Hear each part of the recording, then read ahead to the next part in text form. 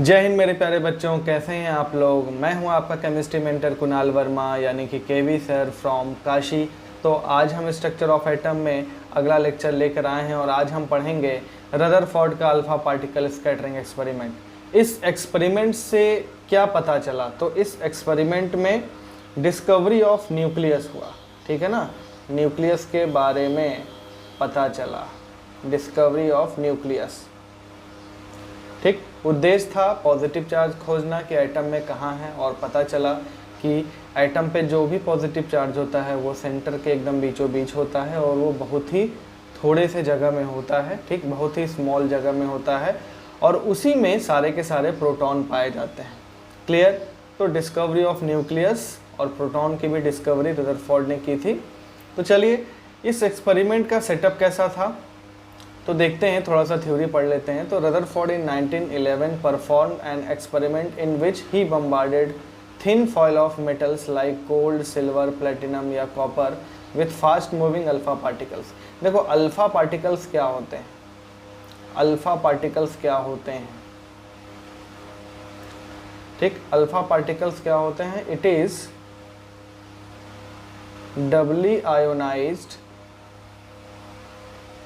Ionised helium atom. Doubly ionized का मतलब helium में से 2 इलेक्ट्रॉन निकाल देना। ठीक, जैसे ये हीलियम है, इसका एटॉमिक नंबर 2, मास नंबर 4, मतलब 2 न्यूट्रॉन, 2 प्रोटॉन और 2 इलेक्ट्रॉन। जब इसमें से 2 इलेक्ट्रॉन निकाल दिया जाएगा तो अब ध्यान से समझिए, ये फर्क तो पड़ेगा नहीं क्योंकि ये तो प्रोटॉन की संख्या और प्रोटॉन प्लस न्यूट्रॉन की संख्या है। तो हाँ, हालांकि इस पे अब कितना चार्ज आ जाएगा, +2 चार्ज आ जाएगा। तो ध्यान रखना कि अल्फा पार्टिकल का मतलब हीलियम पे +2 चार्ज, उसका मास नंबर 4 ही रहेगा। ठीक, और एटॉमिक नंबर 2 ही रहेगा क्योंकि भाई एटॉमिक नंबर तो प्रोटॉन की संख्या होती है, आज तो सभी को ये पता है। तो अल्फा पार्टिकल पॉजिटिव चार्ज था। अब पॉजिटिव चार्ज को ही एटम पे फेंका गया, बम्बार्डमेंट उसी का कराया गया। रदरफोर्ड साहब ने वही काम किया था और उनको पता था कि अगर पॉजिटिव चार्ज कहीं पर भी होगा तो वो उससे रिपेल करेगा। तो देखते हैं क्या होता है। तो source of alpha particle was radium. ये क्या है, रेडियम है। ठीक है ना, ये क्या है, रेडियम है। और रेडियम क्या है, ये एक रेडियो एक्टिव एलिमेंट है। ठीक है ना, ये क्या है, radio active element, radio active element. Radio activity आप पढ़ेंगे फिजिक्स में। ठीक, और उसको किस में रखा गया था, लेड के ब्लॉक में रखा गया था, लेड के ब्लॉक में रखा गया था। और रेडियो एक्टिव है तो यहाँ से लगातार अल्फा पार्टिकल निकल रहे थे और यहाँ पे एक स्लिट भी लगाया गया था ताकि फाइन बीम, ठीक है ना, एकदम सटीक सीधा अल्फा पार्टिकल निकल के जाए। और ये क्या है, ये गोल्ड फॉयल है। गोल्ड फॉयल है और गोल्ड फॉयल में गोल्ड के एटम्स होंगे, उसी एटम्स में यानी अल्फा, मतलब कुल मिला के गोल्ड के एटम पे अल्फा पार्टिकल जा रहा है। अब अल्फा पार्टिकल गोल्ड के एटम पर जब जाएगा तो फिर वो कहाँ कहाँ जाएगा, उसको डिटेक्ट करने के लिए पीछे क्या लगाया गया है, ये स्क्रीन लगाया है। ठीक है ना, ये जिंक सल्फाइड का क्या है, कोटिंग है। जिंक सल्फाइड का क्या है, ये कोटिंग है, ताकि एटम से आर पार होने के बाद या एटम से टकराने के बाद कहीं पर भी अल्फा पार्टिकल जब जाएगा, ठीक है ना, सर्कुलर पूरा ये ले लिया गया है, तो वहाँ पे क्या होगा, लाइट ग्लो होगी जिससे पता चलेगा कि अल्फा पार्टिकल वहाँ पे पड़ा है। ठीक है, तो the presence of alpha particles at any point was detected by ZnS screen. ZnS क्या है, वही फ्लोरोसेंट स्क्रीन है। ठीक, फ्लोरोसेंट मटेरियल होता है जिसमें कोई पार्टिकल आके जब हिट करता है तो ये ग्लो करने लगता है। तो चलिए देखते हैं कि क्या क्या ऑब्जर्वेशन हुआ। ठीक, अब हम गोल्ड का एटम लेंगे, गोल्ड के एटम पे क्या होने वाला है, अल्फा पार्टिकल पड़ने वाला है। तो हाँ, एक चीज़ और है, गोल्ड ही क्यों लिया गया, सिल्वर, प्लेटिनम, कॉपर, ये चारों ही क्यों लिए गए। देखिए क्या था कि यहाँ पे हमको एक बहुत ही पतला सा स्लिट चाहिए। ठीक, और आप अच्छे से जानते हैं गोल्ड, सिल्वर, ये सब क्या होते हैं, प्लेटिनम, ये सब बहुत ज़्यादा मैलिएबल होते हैं, इनको बहुत ही पतले शीट में कन्वर्ट किया जा सकता है, तो इसी वजह से इसका इस्तेमाल किया गया। ठीक है, तो अब हम देखते हैं कि क्या क्या ऑब्जर्वेशंस हुए रदरफोर्ड साहब को। तो चलिए देखते हैं ऑब्जर्वेशंस क्या क्या दिखे।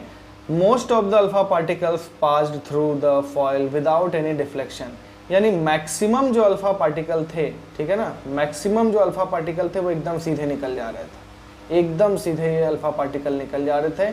इनको कोई भी किसी भी तरह का कोई भी रिपल्शन डिफ्लेक्शन इनमें नहीं हो रहा था। अगर पूरे एटम में हर जगह पॉजिटिव चार्ज होता, जैसा थॉमसन साहब ने बोला था कि एटम में पूरी तरह से पॉजिटिव चार्ज हर जगह समान रूप से बटा हुआ है, अगर ऐसा होता तो ये अल्फा पार्टिकल इसके आर पर इतने आसानी से नहीं जाता। ठीक है, कैसे जाता वो अल्फा पार्टिकल, अगर ये आ रहा है तो वो कुछ इस तरीके से होके जाता, ठीक है, बट ऐसा बिल्कुल भी नहीं था। मैक्सिमम अल्फा पार्टिकल, ठीक है ना, अबाउट 99.9%, 99.9% अल्फा पार्टिकल्स जो थे वो क्या थे, विदाउट एनी डिफ्लेक्शन एकदम स्ट्रेट लाइन में निकल जा रहे थे। तो इससे क्या कंक्लूजन हुआ, इसको भी हम देखते हैं। अगला है few alpha particles under went deflection through small angle, ठीक है ना, कुछ अल्फा पार्टिकल्स जो थे जो थोड़ा बहुत उनको रिपल्शन हो रहा था, और वो कैसे अल्फा पार्टिकल थे, जो सेंटर के थोड़े से नज़दीक जा रहे थे। जैसे ये सेंटर के थोड़ा सा नज़दीक गया तो इनको क्या हुआ, सेंटर के जो नज़दीक जा रहे थे तो उनको थोड़ा बहुत क्या हुआ, रिपल्शन मिलने लगा। ठीक, जो सेंटर के और नज़दीक जा रहे थे उनको थोड़ा सा रिपल्शन और बढ़ने लगा। और जो एकदम सेंटर पे जा रहे थे, जैसा लिखा हुआ है, very few were deflected back, that is through an angle greater than 90 degree, ठीक है ना, जो एग्जैक्टली सेंटर पे थे उन्हीं की बात हो रही है। जैसे ये सेंटर है ना, जो एग्जैक्टली सेंटर पे थे या सेंटर के बहुत नज़दीक थे, वो 90 से ज़्यादा एंगल से क्या हो रहे थे, वापस आ रहे थे, डिफ्लेक्ट बैक हो जा रहे थे। तो इससे क्या क्या कंक्लूजन हुआ, ठीक है, क्या क्या यहाँ पे हमने बताया, अबाउट 99.9%, ठीक, यानी कि मैक्सिमम अल्फा पार्टिकल जो हैं वो सीधे निकल जा रहे थे विदाउट एनी डिफ्लेक्शन, ठीक, कोई भी रिपल्शन उनको नहीं मिल रहा था। कुछ अल्फा पार्टिकल्स जो थोड़े से सेंटर के नज़दीक से जा रहे थे उनको थोड़ा बहुत डिफ्लेक्शन मिला, जैसे 30 डिग्री का, ठीक है, 25 डिग्री का, 40 डिग्री का, ऐसे करके। और जो बहुत कम अल्फा पार्टिकल्स, वेरी फ्यू, ठीक है ना, वेरी फ्यू मतलब अबाउट 1 in 20,000, 20,000 में एक अल्फा पार्टिकल ऐसा था जिसको 90 से ज़्यादा क्या हो रहा था, डिफ्लेक्शन मिल रहा था, ठीक है ना, या फिर वो अपने वापस 180 डिग्री पर ही पाथ में ऐसे लौट जा रहा था। तो ये 3 ऑब्जर्वेशंस हुए। अब इससे क्या कंक्लूजन निकलता है, इसको हम लोग देखते हैं। तो आइए देखते हैं कंक्लूजन के बारे में। Since most of the alpha particles passed through the foil without undergoing any deflection, there must be large empty space in the atom. सही बात है भाई, जाहिर सी बात है, अगर सारे के सारा अल्फा पार्टिकल मैक्सिमम सीधे निकल जा रहा है, इसका मतलब मैक्सिमम एटम पे कुछ भी नहीं है। मैक्सिमम एटम का जो हिस्सा है वो क्या है, हॉलो है, वो पूरी तरह से एम्प्टी है, वहाँ पे कोई सॉलिड चीज़ तो पक्का नहीं है। तो ये बात तो समझ में आ गई। Since few alpha particles were deflected through small angle and alpha particles were positively charged, this could be deflected only by some positive body present within the atom. The alpha particles deflected were those which passed very close this positive body, ठीक। अब कुछ alpha particle जो थे, जो centre के थोड़े नज़दीक थे, उनको थोड़ा बहुत डिफ्लेक्शन मिल रहा था, ठीक है ना। तो ऐसा क्यों हुआ, ऐसा जब हुआ तो इससे ये आइडिया लगा कि ज़रूर एटम में मैक्सिमम जगह में तो कुछ नहीं है, लेकिन एटम का जो सेंटर वाला हिस्सा है ज़रूर वहाँ पे कुछ न कुछ पॉजिटिव वाली चीज़ है, तभी अल्फ़ा पार्टिकल को रिपल्शन मिल रहा है। क्योंकि अल्फ़ा पार्टिकल भी क्या है, पॉजिटिवली चार्ज होता है, और इसको रिपल्शन मिल रहा है, इसका मतलब सेंटर पे कुछ न कुछ है तो पक्का, ठीक। पॉजिटिवली चार्ज जो भी चीज़ है वो एटम में कहीं ना कहीं सेंटर के आसपास है। और तीसरा है, since the number of alpha particles deflected back is very very small, this shows that positively charge body present in the atom must be occupying a very very small volume.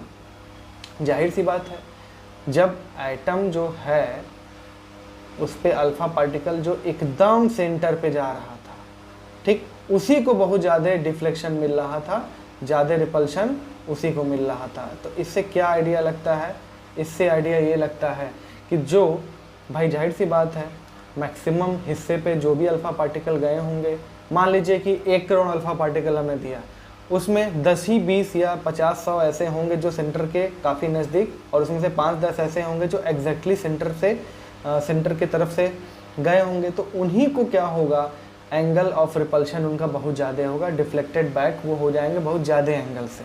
इससे क्या पता चलता है, ऐसे अल्फ़ा पार्टिकल बहुत कम होने का मतलब ही यही है कि वो हिस्सा एटम का बहुत ज़्यादा छोटा है। आई बात समझ में, बहुत ज़्यादा छोटा हिस्सा होता है, और उसके आगे भी अल्फ़ा पार्टिकल उसको भेद के आगे नहीं जा पाया। इसका मतलब ये है कि ये जो पार्ट है ये कैसा है, ये सॉलिड है, रिजिड है, सॉलिड है, रिजिड है, इसके आर पर अल्फ़ा पार्टिकल जा नहीं पाया।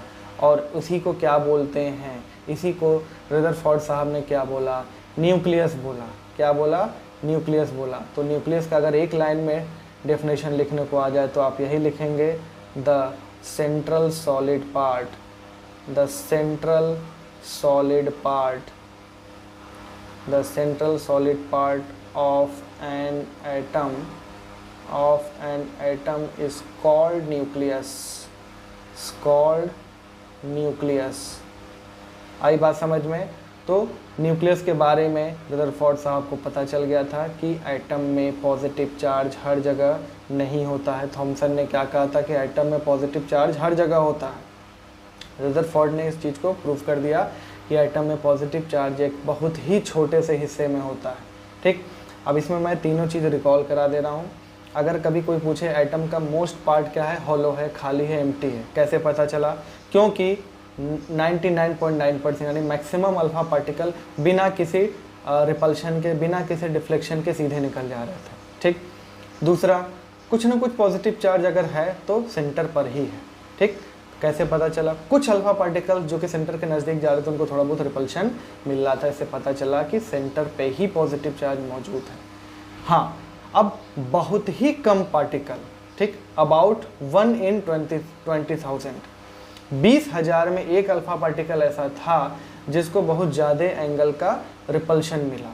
ठीक, वो लगभग 90 से ज़्यादा या जिस पाथ से आया उसी पाथ पे लौट गया। तो इससे ये पता चलता है कि वो हिस्सा जो है एटम का बहुत ज़्यादा छोटा है। वो कितना छोटा है, अभी हम इस चीज़ को का कंपैरिजन भी देखेंगे जब हम नेक्स्ट लेक्चर में रदरफोर्ड का एटॉमिक मॉडल देखेंगे, जिसको हम लोग न्यूक्लियर मॉडल भी बोलते हैं। तो ये जो भी अल्फ़ा पार्टिकल स्कैटरिंग एक्सपेरिमेंट था, इसी से रदरफोर्ड का एक एटॉमिक मॉडल आया, क्योंकि थॉमसन का तो फेल हो चुका था, तो इन्होंने भी अपना मॉडल दिया जिसको हम लोग रदरफोर्ड एटॉमिक मॉडल के नाम से जानते हैं। तो नेक्स्ट क्लास में हम लोग रदरफोर्ड का एटॉमिक मॉडल भी देख लेंगे। तब मिलते हैं अगले क्लास में, तब तक के लिए जय हिंद,